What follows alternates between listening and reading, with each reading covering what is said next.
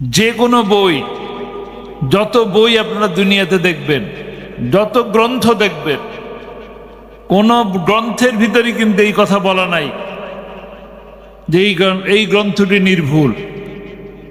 সকল গ্রন্থেই ভূমিকার মধ্যে এই কথাটা থাকে যে ভুলবশত যদি কোনো ভুল হয়ে থাকে তাহলে আমাকে জানাবেন, পরবর্তী সংস্করণে আমরা সংশোধন করে নেব।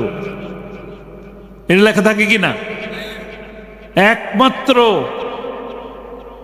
মহাগ্রন্থ আল কোরআন যে প্রথমেই বলতেছে এ কোরআন নির্ভুল। এই কোরআন মানবে যারা, তারা মুত্তাকির, তারা সহজ সরল পথ পাবে, তাদের সর্বশেষ গন্তব্য কোথায়? জান্নাত। আল্লাহ তাআলা আমাদেরকে এমন একটা সময় এই কোরআন দিয়েছিলেন যে সময়ে ওই সমাজের মানুষেরা গোত্রে গোত্রে যুদ্ধ করত, একজন আর একজনের পিছনে লেগে থাকতো, একজন আর একজনের সাথে মারামারি করলে কোনো কারণে যদি ঝগড়াঝাটি হতো তাহলে বংশশুদ্ধা এসে যুদ্ধে লেগে যেত। যে সময় বর্ণবিদ্বেষ ছিল, সাদা কালোর পার্থক্য ছিল, গরিবদেরকে দাস হিসাবে, বন্দী হিসেবে রেখে দেওয়া হতো, নারীর কোনো মর্যাদা ছিল না। যে সময়ে কন্যা সন্তান জন্ম নিলে ভূমিষ্ঠ হওয়া মাত্রই আছাড় মেরে মেরে ফেলতো, কন্যা সন্তান জন্ম নিলে কন্যা সন্তানটিকে জীবন্ত কবর দিয়ে দিত। যে সময়ে নারীর কোনো মর্যাদা ছিল না, সেই সময় এই কোরআন নাজিল হয়েছিল কার কাছে? মুহাম্মদুর রাসূলুল্লাহ সাল্লাল্লাহু আলাইহি ওয়াসাল্লাম,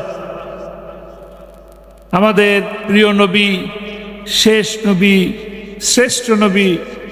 তার কাছে এই কোরআন নাজিল হওয়ার মাধ্যমে তার আচরণের কারণে, তার মিষ্টি ভাষার কারণে, তার ঐশিক জ্ঞানের কারণে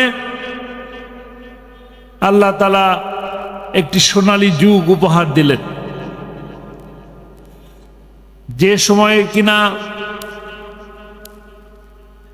মানুষের সাথে মানুষের ভেদাভেদ,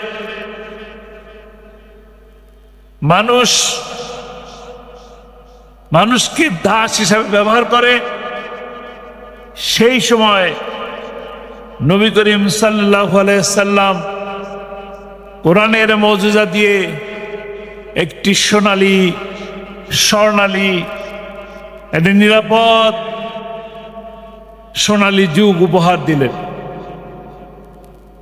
যে মানুষগুলো হত্যা করত, সেই মানুষগুলোই সোনার মানুষে রূপান্তরিত হলো।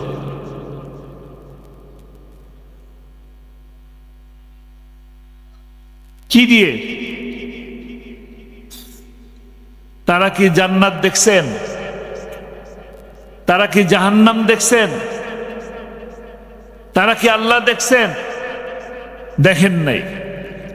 শুধুমাত্র আল্লাহর হাবিব, আমাদের প্রিয় নবী, আখিরি নবী মুহাম্মদ রাসূলুল্লাহ সাল্লাল্লাহু আলাইহি সাল্লামের মুখের কথা, তার মুখের কথাকে বিশ্বাস করে তারা আল্লাহর প্রতি ঈমান এনেছিল, এবং সেই ঈমান আনার কারণেই সোনালী সেই দিন এসেছিল।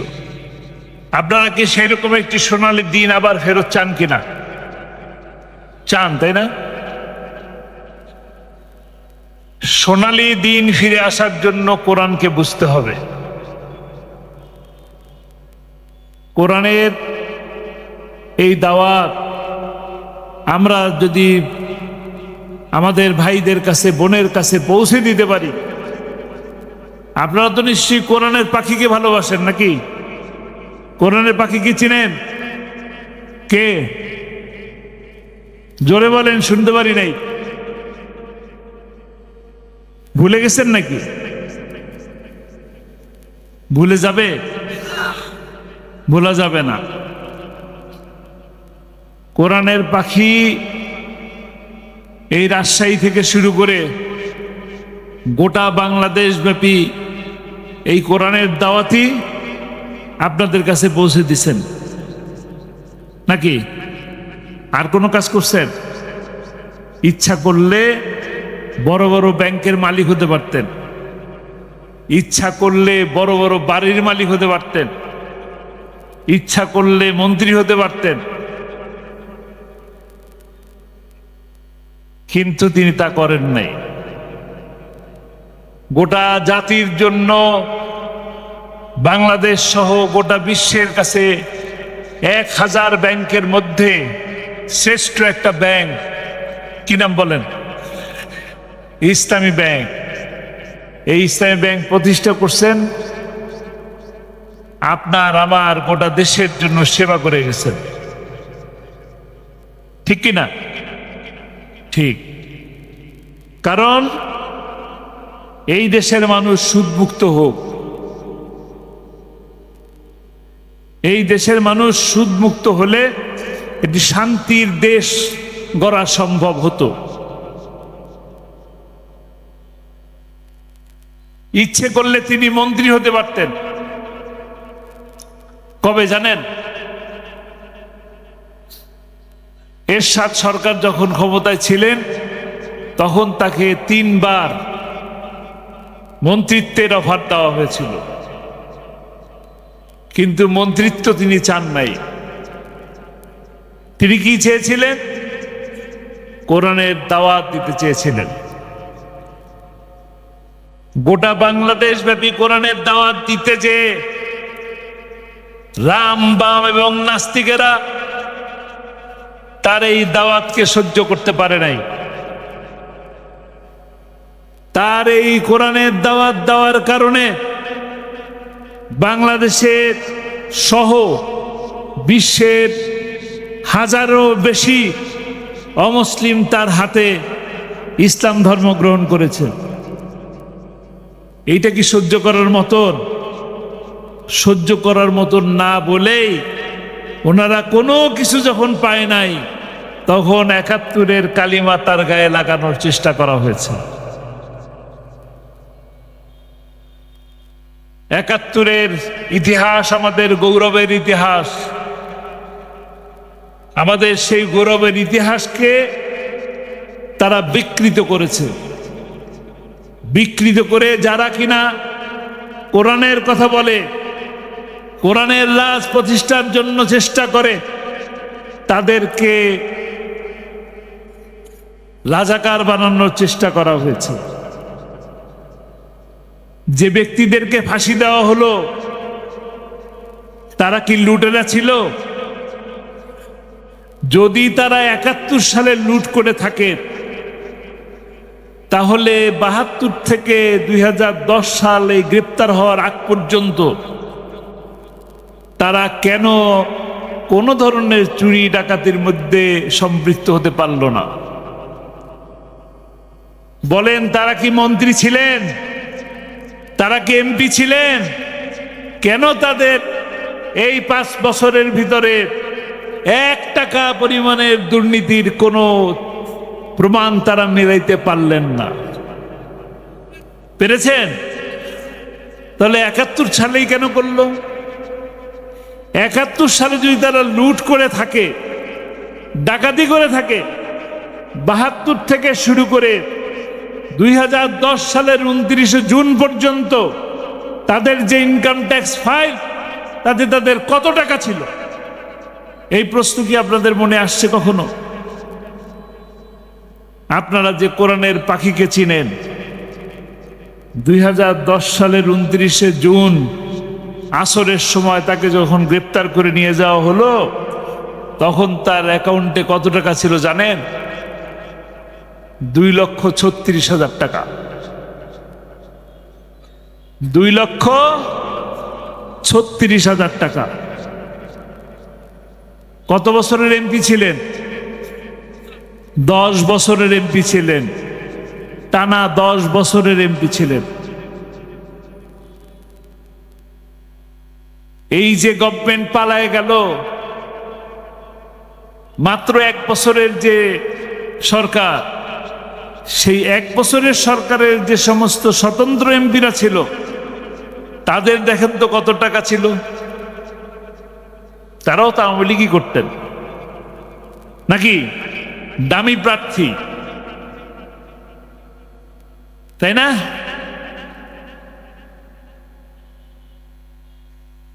আসলে যারা দুর্নীতির সাথে থাকে, যারা মানুষের উপর জুলুম করে, তারা কখনোই টিকে থাকতে পারে না। যতই ষড়যন্ত্র করেন না কেন, যারা কোরআনের সাথে থাকে, সুন্নাহর সাথে থাকে, তাদেরকে আল্লাহ তাআলা সম্মানিত করেন, দুনিয়াতেও সম্মানিত করেন, আখিরাতেও সম্মানিত করেন।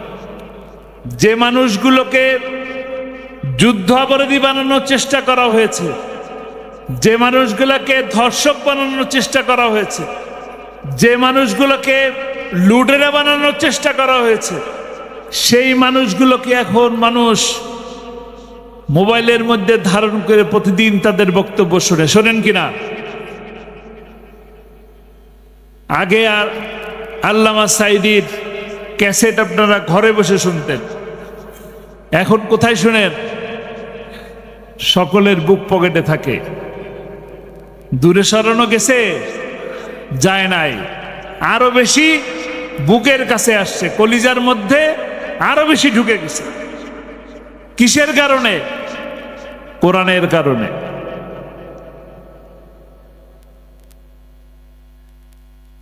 যারা এই কোরআনের বিরুদ্ধে থাকে, তাদের পরিণতি কি হয়? ফেরাউনের পরিণতি কি ছিল? নমরুদের পরিণতি কি ছিল? আর মামুবাড়ি যে গেছে, তার পরিণতি কি হয়েছে? কে গেছে মামুবাড়ি? মামুবাড়ি গেল কে? ওই যে ঝিনাইদার একজন এমপি ছিল, আনার, মনে আছে আপনার নাম? 28শে ফেব্রুয়ারিতে যখন আল্লামা সাঈদীর বিরুদ্ধে রায় দেয়, ফাঁসির রায়, সেই রায়ের খুশিতে মিষ্টি খাওয়া, তারপরে মিছিল করছে, মিছিল করে বক্তব্য রাখছে, রায় দ্রুত কার্যকর করতে হবে এবং বাংলার মাটিতে আল্লামা সাঈদীর দাফন দেওয়া হবে না। কার দাফন হয় নাই? কার দাফন হয় নাই? আল্লামা সাঈদীর দাফন হয়েছে। তাকে রাজশাহী থেকে, দিনাজপুর থেকে, টেকনাফ থেকে, তেতুলিয়া থেকে সারা বাংলাদেশের মানুষ প্রতিদিন তার কবর জিয়ারত করতে যায়।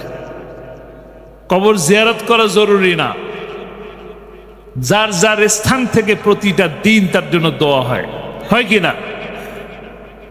আর যারা কোরআনের বিরোধী ছিল, যারা কোরআন বিদ্বেষী ছিল, যারা কোরআনের পক্ষের মানুষের উপরে নির্যাতন করেছে, জুলুম করেছে, যাদেরকে জেল দিয়েছে, রিমান্ড দিয়েছে, লগি বৈঠা দিয়ে হত্যা করা হয়েছে, যারা হত্যাকারী ছিল তারা কি করলো? পালিয়ে গেল। আল্লামা সাঈদী বলছিলেন না, ইন্দুরের গর্তও খুঁজে পাওয়া যাবে না, পালানোর রাস্তাও খুঁজে পাওয়া যাবে না। আর বলবেন মৌলবাদী, তোমরা হইলে আগাবাদী আর আমরা মৌলবাদী। গোড়া ধরে এক ধাক্কা মারলে কি হবে? মাওবাড়ি দিল্লি যায় পড়বা। কোথায় পড়ছে? দিল্লি যায় পড়ছে। তো কাজেই যেখানে আছেন ভালো আছেন, ভালো থাকেন, চট করে চলে আসার চিন্তা করেন না। চট করে চলে আসলে আপনারা কি করবেন? কট করে ধরে ফেলবেন। আলেম ওলামাদের উপরে নির্যাতন, এই মাটির মানুষ সহ্য করে নাই, করবেও না। এই মাটি শাহজালালের মাটি, শাহ মখদুমের মাটি, শাহ পরানের মাটি, কোরআনের মাটি, কোরআনের পাখির মাটি। এই মাটিতে কোরআনের রাজ প্রতিষ্ঠা হবে ইনশাআল্লাহ।